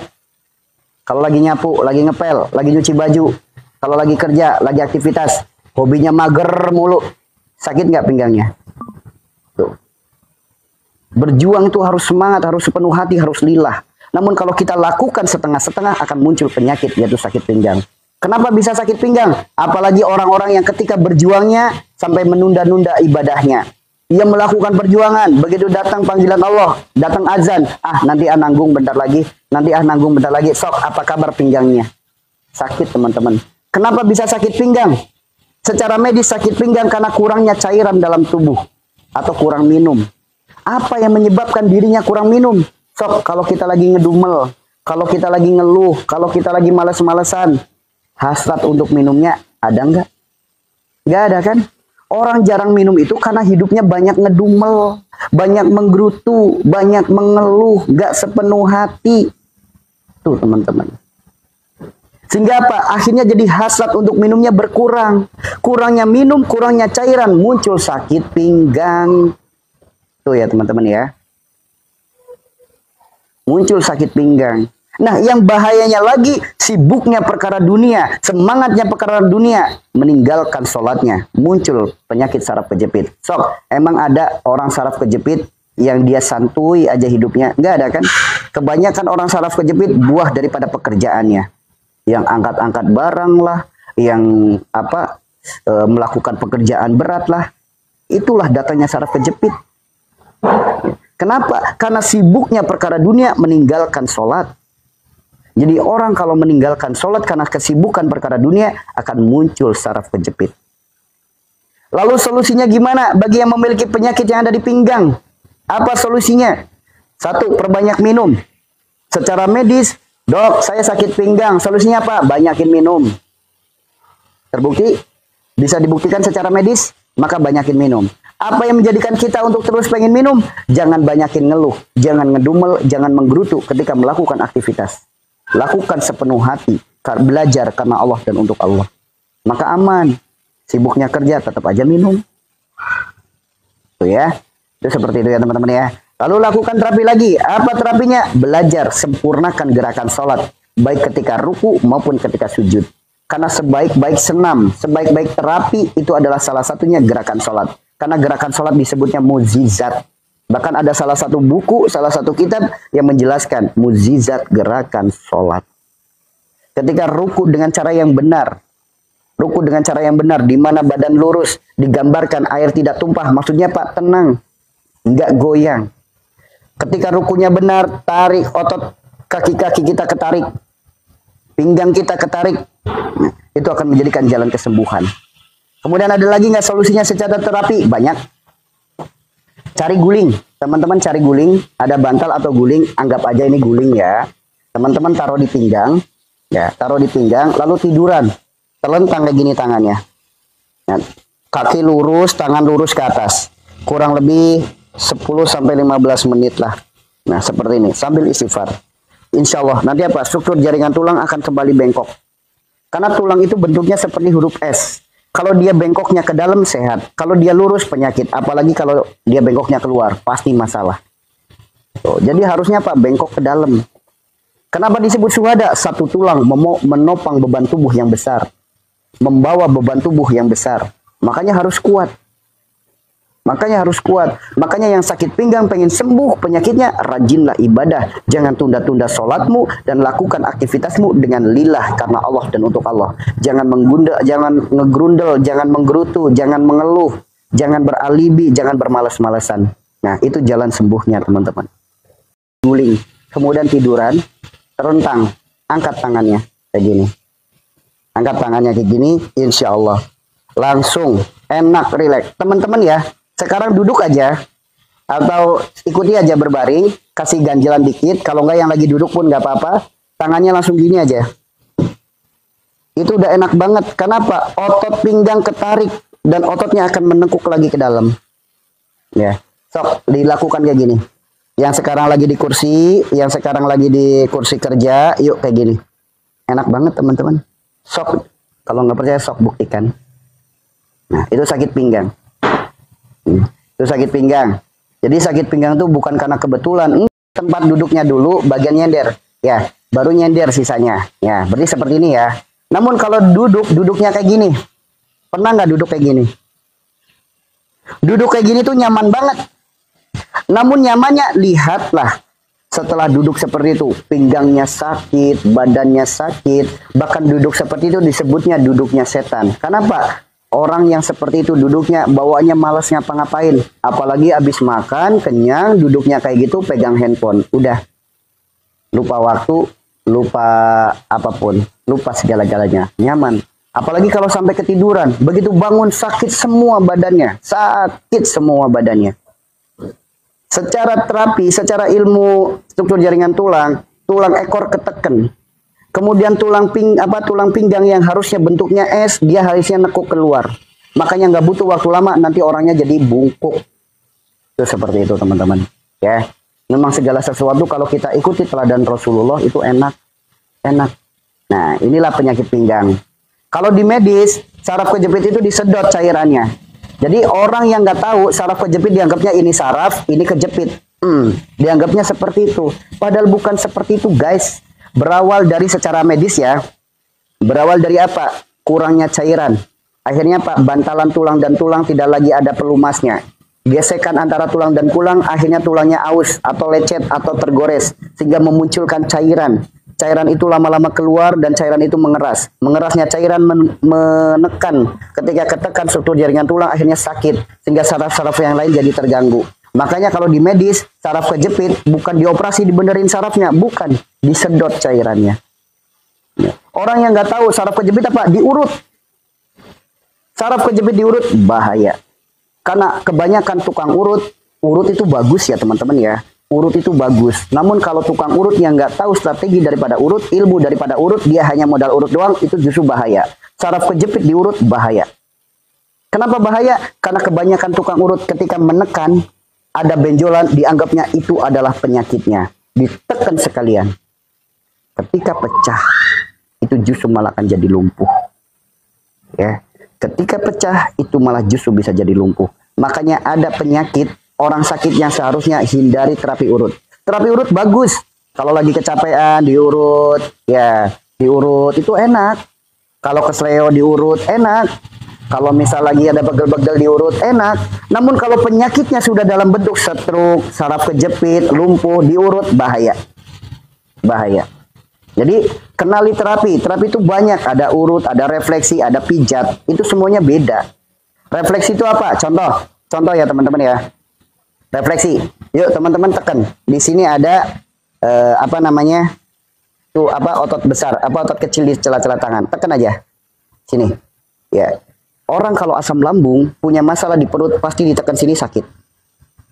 Langsung sendawa. Tuh. Orang kalau ada masalah di lambung tekan di sini sakit. Ya, begitupun sama. Yuk ditarik di sini. Orang kalau memiliki masalah bagian perut, ditekan di sini sakit. Itu refleksi, ya. Itu refleksi namanya. Nah, tekan sini, celah-celah antara jari dan jemari, tekan, tarik. Ya, kalau sakit adanya masalah pada bagian perut. Itu refleksi. Kalau pijat itu gimana? Pijat itu gini. Ini pijat. Ya, kalau urut gimana? Urut tuh yang gini. Diurut. Jadi teman-teman harus bisa membedakan mana pijat, mana refleksi, mana urut. Tiga-tiganya semuanya bagus. Cuma penerapannya harus sesuai dengan penyakitnya. Stroke, saraf kejepit, kanker, tumor, haram. Bagi saya itu haram. Nggak boleh diurut. Karena bahaya sekali kalau diurut. Ya, apalagi maaf, laki-laki yang nggak bisa bangun, diurut. Bahaya teman-teman. Bahaya. Kemudian di bawah pinggang, ada lagi namanya pinggul. Pinggul disebutnya apa? Wilayah solihin. Tempat kita pakai celana sampai ke bawah. Itu disebutnya wilayah solihin. Biasanya penyakitnya apa? Penyakitnya tulang ekor geser, kemudian tulang ekornya sakit, ambeien, kemudian ada lagi wasir, kemudian ada lagi WAB berdarah, sulit buang air besar. Nah, itu penyakit-penyakitnya seperti itu. Dari mana penyebabnya? Solihin. Orang soleh, orang yang sifat perilaku perbuatannya baik, orang yang banyak amal baiknya, itu disebutnya solihin. Ya, itu disebutnya solihin. Jika ada penyakit di wilayah itu karena kurang baik, amal baiknya kurang. Apa menyebabkan amal baiknya kurang? Ketika ia punya lisan, lisan itu ia mudah sekali untuk menyuruh-nyuruh orang. Timbang ngambil minum doang di meja, dia nyuruh. Dikit-dikit nyuruh, dikit-dikit perintah, dikit-dikit nyuruh, dikit-dikit perintah. Dan ia pandai menasehati, namun ia sendiri tidak pandai menjalankan. Itulah kenapa banyak guru terkena penyakit ambeien. Tuh. Dikit-dikit perintah, dikit-dikit perintah. Begitupun sama perempuan-perempuan yang dikit-dikit perintah ke suami, dikit-dikit nyuruh ke anak. Begitu lahiran, ngeden, langsung ambeien. Banyak. Karena memiliki kebiasaan dikit-dikit nyuruh, dikit-dikit perintah, apa-apa nyuruh. Nanti akan muncul ambeien. Banyak nggak perempuan begitu lahiran langsung terkena ambeien? Banyak nggak? Banyak. Kenapa? Kebiasaan sebelumnya sering nyuruh, dikit-dikit nyuruh, nanti akan muncul ambeien, teman-teman. Lalu bagaimana solusinya bagi yang terkena ambeien? Solusinya satu, perbaiki penyebabnya. Perbanyak amal baiknya. Kemudian lakukan terapi. Ya, lakukan terapi. Lakukan terapi. Terapinya apa? Terapi duduk. Inilah diagnosa alam tubuh. Jauh lebih akurat daripada diagnosa pakai alat. Ya, jauh lebih akurat. Karena tujuan Allah titipkan penyakit bukan sedang nyuruh kita cari obat, namun nyuruh kita bertaubat. Ya. Lalu bagaimana jika penyakit sihir? Yang jadi pertanyaan, Anda tahu dari mana kalau penyakit Anda penyakit sihir? Anda tahunya dari mana kalau penyakit Anda penyakit sihir? Dari prasangka Anda? Atau dari ucapan orang lain? Atau Anda sendiri bisa membuktikan? Apakah Anda tahu penyakit sihir itu seperti apa ciri-cirinya? Orang yang takut mati, asam lambung, emang itu penyakit sihir? Bukan. Itu penyakit mental. Dari mana Anda tahu penyakit itu penyakit sihir? Penyakit sihir ada nggak? Ada. Santet ada nggak? Ada. Guna-guna ada nggak? Ada. Namun dari mana Anda tahu kalau Anda saat itu terkena penyakit sihir? Karena banyak orang yang sebetulnya penyakitnya bisa dijelaskan secara medis. Penyakitnya bisa dijelaskan secara ilmu alam tubuh. Namun karena lemahnya iman, dia muncul prasangka. Akan muncul penyakit, wah ini gara-gara sihir, ini gara-gara santet, ini gara-gara guna-guna. Padahal ketika ditanya, dari mana Anda tahu itu? Enggak, soalnya gini-gini. Sekarang gini, orang anxiety dibawa ke rumah sakit, sakitnya 1001 sensasi, di rumah sakit nggak ada diagnosanya. Penyakitnya nggak bisa dibaca oleh medis. Nah, orang anxiety yang lemah imannya, dia datang ke orang pinter. Namanya orang pinter, dari Sabang sampai Merauke. Orang pinter itu baik itu dukun maupun uskun. Uskun itu apa? Penampilannya ustadz, penampilannya kiai, namun praktek-prakteknya ilmu perdukunan. Sob, kalau tanya tentang penyakit, tanya ke uskun. Nanti jawabannya sama. Dari Sabang sampai Merauke, uskun. Kalau ditanya tentang penyakit, jawabannya santet, sihir, guna-guna. Jawabannya akan itu. Ya, aduh, ngeluh, nuduh. Penyebab penyakit yang sulit sembuh. Ya. Mulai saat ini kalau pengen berobat jangan ke dukun, jangan ke orang pinter, jangan ke uskun. Supaya Pak tidak dibodohin terus. Sekali-kali kita datang bodohin orang pinter. Sekali-kali dicek bukti bener nggak dia orang pinter. Itulah kenapa orang soleh ketika dimakamkan di alam kubur setelah sekian tahun, puluhan tahun dibuka makamnya masih utuh jasadnya. Tanpa ada luka, tanpa ada lecet. Kenapa bisa utuh? Karena darahnya bersih ketika ruhnya dicabut. Sifatnya baik. Beda kalau kayak kita seorang pendosa. Sifatnya kadang baik, kadang buruk. Perilakunya kadang baik, kadang PA. Nah, ketika sifat perilaku perbuatannya masih banyak keburukan, nanti kalau ruhnya dicabut, darahnya hilang. Namun darah yang hilang belum tentu bersih. Karena sifat perilaku perbuatan yang buruk menjadikan darah kita darah yang kotor. Darah kotor. Sehingga darah kotor yang masih mengendap di organ dalam tubuh kita, begitu dimakamkan, nggak pakai lama, badan langsung membengkak. Darah-darah kotor jadi bibit belatung. Jadi belatung itu bukan dari luar kulit kita, namun belatung itu muncul dari dalam tubuh kita. Itulah munculnya belatung. Dari dalam tubuh kita sendiri. Nah, begitupun orang yang terkena penyakit darah tinggi. Darah tinggi disebabkan karena apa? Sifatnya tinggi hati. Tinggi hati itu apa? Sombong. Orang yang emosional, orang yang pendendam, orang yang egois. Itulah orang-orang yang memiliki sifat tinggi hati. Orang yang memiliki sifat tinggi hati. Ya, udah mah sombong, pendendam, egois, emosional. Makanya Pak, banyak banget orang kalau lagi darah tinggi, oh dia mah wajar marah-marah, soalnya darah tinggi. Kebalik, gara-gara darah tinggi akhirnya dia jadi marah-marah. Kebalik, jangan gara-gara darah tinggi akhirnya jadi marah-marah, justru gara-gara marah-marah akhirnya jadi darah tinggi. Bagi teman-teman yang punya penyakit darah tinggi, sok perbaiki. Yang suka marah-marahnya sabar. Egoisnya jadilah orang pemaaf, jadilah orang bijak. Dendamnya jangan suka dendam. Sok kalau lagi marah dicek jantungnya. Cek jantungnya kalau lagi marah. Jantungnya gimana? Nah, jantung fungsinya apa? Memompa darah. Ketika detaknya makin kencang, berarti darah terpompa, pressure-nya makin naik, terjadilah darah tinggi. Apa yang menjadikan detak jantungnya kencang? Karena kondisi hatinya yang sedang marah. Marah. Sok, begitupun kalau lagi dendam. Orang kalau lagi dendam, emang ada orang lagi dendam detak jantungnya indah gitu, duk. Enggak. Orang kalau lagi muncul amarah, apalagi gara-gara dendam, sampai detak jantungnya tuh bergejolak seperti ini. Sama, pressure tubuh, pressure darahnya akan naik, jadi darah tinggi. Orang egois pun sama. Contoh egois tuh gampang banget lah. Istrinya pengen nasi padang, suaminya pengen pecel lele. Ini egois, berebut sama-sama pengen itu. Akhirnya Pak, jadi terjadilah amarah dan lain sebagainya. Detak jantungnya pun sama, bergejolak, jadi darah tinggi. Jadi darah tinggi. Nah, begitupun sama orang yang memiliki penyakit darah rendah, memiliki mental yang rendah. Mental yang rendah itu apa? Orang yang dikit apa-apa baperan, apa-apa tersinggung, apa-apa dibatin, apa-apa dirasa, apa-apa disedihin, akan muncul penyakit darah rendah.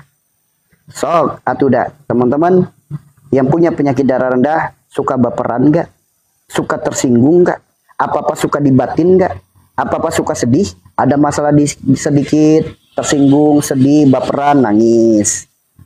Ada masalah dikit, tersinggung, sedih, baperan, nangis. Orang darah rendah, gampang tersinggung. Gampang sedih. Apa-apa dibatin, apa-apa dirasa, apa-apa dibaperin. Itulah darah rendah. Mau minum obat penambah darah apapun, selagi masih memiliki sifat seperti itu, maka akan tetap rendah darahnya. Kenapa? Mentalnya rendah. Begitupun orang yang terkena penyakit gula, penyakit diabetes, bukan gara-gara makanan, guys. Bukan. Penyebab penyakit gula itu disebabkan secara medis karena pankreasnya rusak. Rusaknya pankreas menghasilkan insulin berlebih. Siapa yang mengizinkan pankreas itu rusak? Allah yang mengizinkan pankreas itu rusak. Kenapa pankreasnya yang rusak? Karena Allah memberi pesan kepada orang tersebut.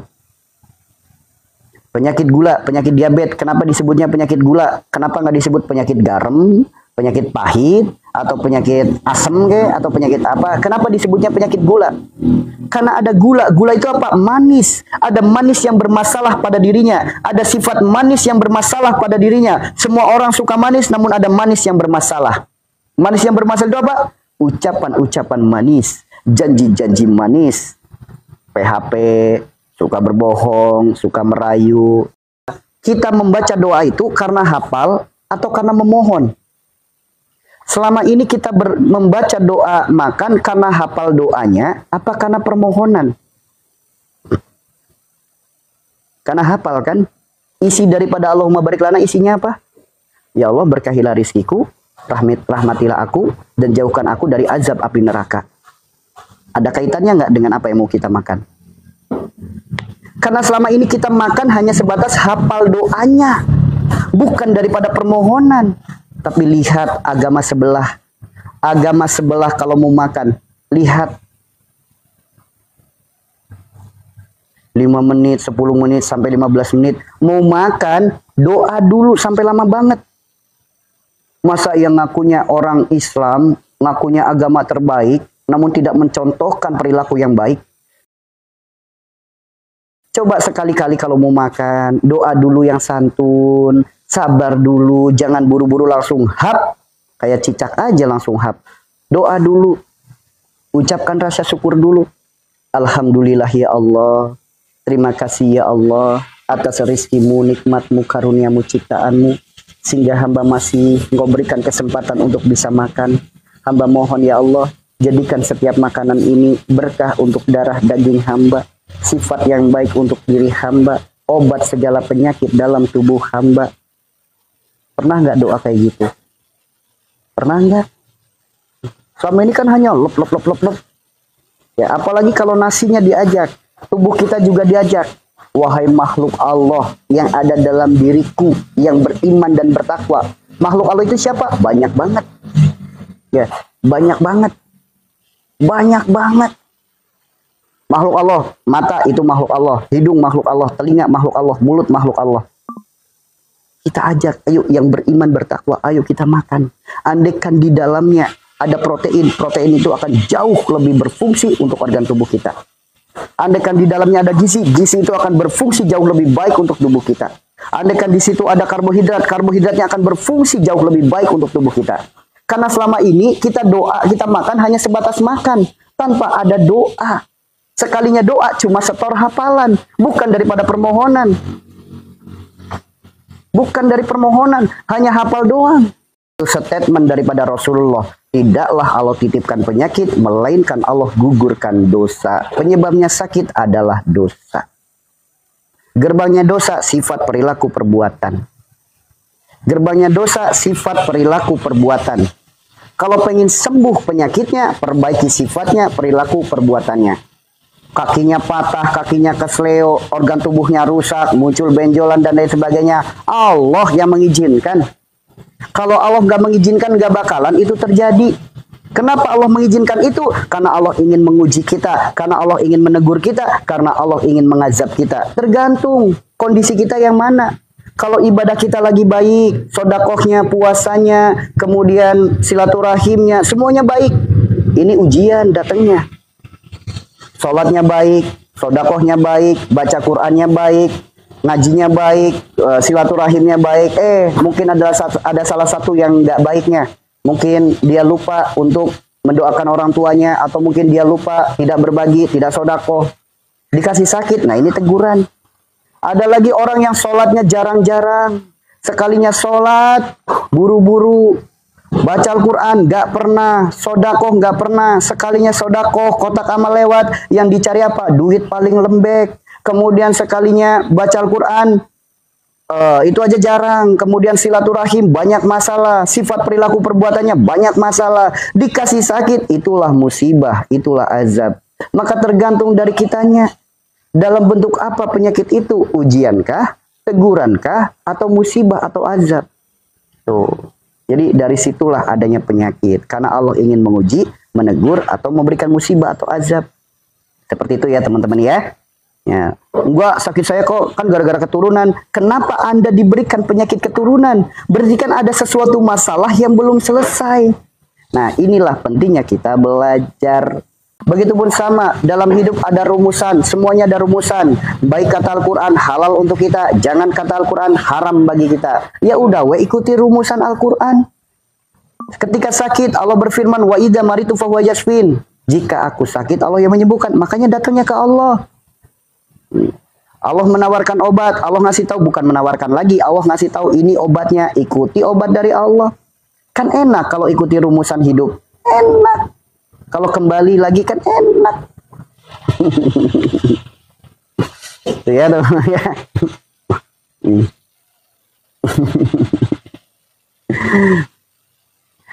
Gimana biar ada rasanya pas sholat? Satu, kenali dulu tujuan sholat itu apa. Sholat karena kewajiban, sholat karena kebutuhan, pahami dulu. Dan bagaimana mungkin kita akan bisa merasakan nikmatnya sholat ketika pintu-pintu dosa masih kita buka. Kalau kita ingin merasakan nikmatnya sholat, pahami dulu hakikat daripada sholat dan tutuplah segala pintu-pintu dosa. Tutup. Ketika ada peluang untuk berbuat dosa, tutup. Ada peluang berbuat dosa, tutup. Maka akan merasakan nikmatnya sholat. Tuh. Sholat itu apa? Mencegah perbuatan keji dan mungkar. Maka sebaik-baik sholat adalah mereka yang sholat dan tetap sholat meskipun sudah salam. Orang yang tetap bisa sholat meskipun sudah salam. Salam, assalamualaikum, assalamualaikum. Ketika sholat boleh jadi mencegah perbuatan keji dan mungkar. Namun selepas salam, apakah masih bisa mempertahankan itu? Apakah masih bisa untuk menahan tidak melakukan perbuatan keji dan mungkar? Tuh teman-teman. Ya, kalau pengen rasa nikmat, jadikan sholat itu kebutuhan. Belajar, jadikan sholat itu kebutuhan, jangan beban, jangan kewajiban, kebutuhan. Belajar sedikit demi sedikit. Kalau nggak dipelajari, ya sulit atau udah sulit.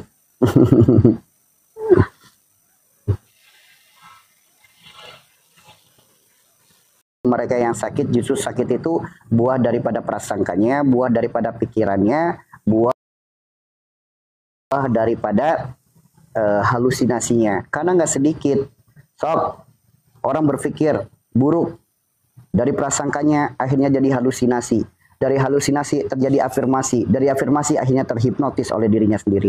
Gitu. Karena di dalam tubuh kita ada korin. Korin itu jahat teman-teman. Apa yang kita pikirkan, apa yang kita prasangkakan bisa diwujudkan oleh dia. Tuh. Makanya bagi teman-teman yang merasa penyakitnya bukan penyakit medis, yang merasa penyakitnya penyakit sihir, jangan dulu berprasangka buruk deh. Karena apa? Prasangka baik itu adalah salah satu gerbang tolak balaknya. Apapun penyakit kita, coba deh berprasangka baik. Jangan dulu berstatement penyakit saya penyakit sihir, penyakit saya penyakit sihir. Tuh. Berprasangka baik dulu aja. Penyakit saya karena banyak dosa. Nggak usah berprasangka buruk dulu. Kalau berprasangka buruk dikedepankan, sulit sembuhnya, sulit. Sulit sembuhnya akan sulit. Ya, sulit sembuhnya akan sulit. Ya. Kalau ada masalah sakit perut, wah, saya lagi disantet sihir guna-guna. Timbang belum makan, pelut mules disangka santet. Habis makan kekenyangan, ketiduran, bangun tidur mules. Ini santet sihir guna-guna. Itu mau buang. Tuh, makanya Pak, prasangka buruk kita akan menjadikan penyakit kita sulit sembuhnya. Karena banyak orang terhipnotis oleh pikirannya sendiri, buah daripada prasangkanya sendiri. Dari prasangka jadi halusinasi, jadi afirmasi, jadi hipnotis. Itu rangkaian penyakit. Ya, kalau Anda datangnya ke orang pintar, jawabannya udah pasti. Kalau datangnya ke orang pintar, jawabannya sihir, santet, guna-guna, gitu. Orang pintar itu nggak melulu dengan dukun ya. Uskun sekalipun, kalau ditanya sakit, pasti jawabannya santet, sihir, guna-guna. Apa-apa dikaitkan dengan santet, apa-apa dikaitkan dengan sihir. Sehingga apa? Adanya orang sakit, dia tidak mengedukasi. Adanya orang sakit, dia membuka gerbang prasangka. Satu orang prasangka, dua orang prasangka, dia cerita ke pasangannya prasangka, cerita ke orang tuanya prasangka. Berapa banyak orang yang berprasangka? Apa kabar orang yang membuka gerbang prasangkanya? Tuh. Santet sihir guna-guna itu ada. Makanya ketika ada pasien datang ke tempat kami, ketika sakitnya memang dari santet sihir guna-guna, gak akan pernah saya jawab kepada orang tersebut, sakit kamu gara-gara sihir. Gak bakalan. Kenapa? Karena ketika saya menyampaikan itu, apa tujuannya? Supaya saya dianggap sakti, supaya saya dianggap hebat. Sedangkan apa? Saya membuka gerbang prasangka buruk bagi orang tersebut, prasangka buruk bagi keluarganya. Belum dia berprasangka buruk ke saudaranya, ke tetangganya, ke temannya, ke kerabatnya. Prasangka buruk melahirkan dosa. Apa kabar saya ketika membuka gerbang prasangka? Dosa, investasi dosa, amit-amit dah. Maka jika Anda benar-benar seorang yang paham, saya bukan siapa-siapa, namun guru saya mengajarkan seperti itu. Jika Anda mengaku seorang kiai, ulama, ustadz, kiai, bahkan habib sekalipun, ketika ada orang, umat datang kepada dirimu, membutuhkan pertolongan, membutuhkan pencerahan, maka cerahkanlah hatinya. Cerahkanlah hatinya, hidupkan hatinya untuk lebih dekat kepada Allah, bukan Anda buka dengan gerbang prasangka. Ketika gerbang prasangka, sekeluarga, gara-gara apa? Wah, dia habib yang ngasih tahu. Pasti jujur, pasti benar. Belum tentu guys. Belum tentu. Ya. Karena ilmu itu luas, ilmu itu banyak. Itu ya teman-teman ya. Kalau kita hanya apa-apa dikit-dikit sihir, dikit-dikit santet, dikit-dikit guna-guna. Udah pasti nggak bakal sembuh penyakitnya. Karena 3 perkara yang menjadikan penyakit sulit sembuh. Aduh, mengeluh, nuduh. Tuh teman-teman. Kalau madu yang masih murni, dia original tanpa campuran apapun, dia bisa dipakai menjadi semua penyakit. Bukan kata saya, bukan kata pedagang, Allah yang berfirman dalam Al-Quran. Caranya gimana? Saya ambil contoh ya teman-teman ya. Air 1 gelas. Air 1 gelas, teman-teman ambil madu. Nah ini ciri-ciri madu murni kayak gini ya teman-teman ya. Ini kami ada madu murni. Kurang lebih 1, 2, 3 gelas. Sendok. 1, 2, 3 sendok ya. Ciri-ciri madu murni itu ketika dimasukkan ke air, ya, dia mengendap, tidak menyampur. Ya, dia mengendap, tidak menyampur. Itu ciri-ciri madu murni. Kalau madunya udah campuran, dia langsung tercampur dengan air. Ya, dia langsung tercampur dengan air. Nah, itu ya. Kecuali kalau udah diaduk. Kalau udah diaduk, ingat ya, kalau mau ngaduk, ngaduknya ke kiri. Kenapa ngaduknya ke kiri? Karena ngaduk ke kiri itu putaran akhirat. Putaran akhirat, putaran kita kembali. Putaran dunia itu ke kanan, sebagaimana putaran arah jarum jam. Sedangkan kalau putarannya ke kiri itu putaran akhirat. Teman-teman bikin kopi dengan air yang sama, panasnya, ukuran yang sama dengan 2 saset. 1 saset muternya ke kanan, 1 saset muternya ke kiri. Coba cicipin. Pasti yang muternya ke kiri jauh lebih nikmat daripada yang ke kanan. Ya, itu dengan cara muter ke kiri. Kemudian diaduk. Diaduk ke kiri seperti ini ya. Diaduk. Kalau yang original butuh ngaduknya agak lama. Soalnya dia agak sulit tercampur dengan air. Kecuali yang udah campuran. Kalau yang udah campuran nanti sekali aduk aja langsung rata. Kalau ini butuh lama ngaduknya.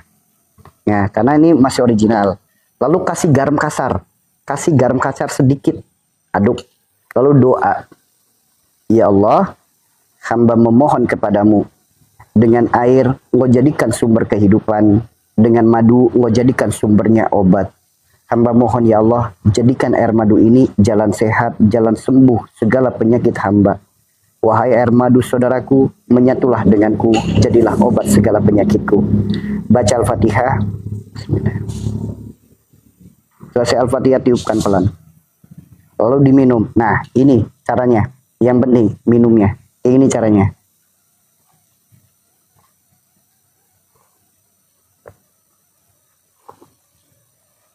Ya, cukup 3 kali saja, cukup. Nah, nanti kalau diminum lagi 3 kali lagi.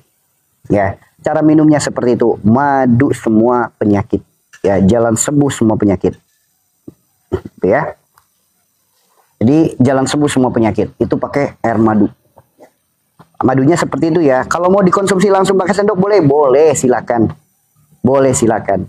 Namun ini tips ya, tips dari saya. Sebenarnya bukan hanya dari saya, banyak kok orang-orang yang sudah menyarankan minum madu dengan cara seperti itu, banyak banget. Baik itu dokter-dokter holistic care, dokter-dokter yang khusus herbal, itu banyak. Cara menyarankannya pun sama, rata-rata sama. Karena memang salah satu cara yang terbaik untuk konsumsi madu itu caranya seperti itu.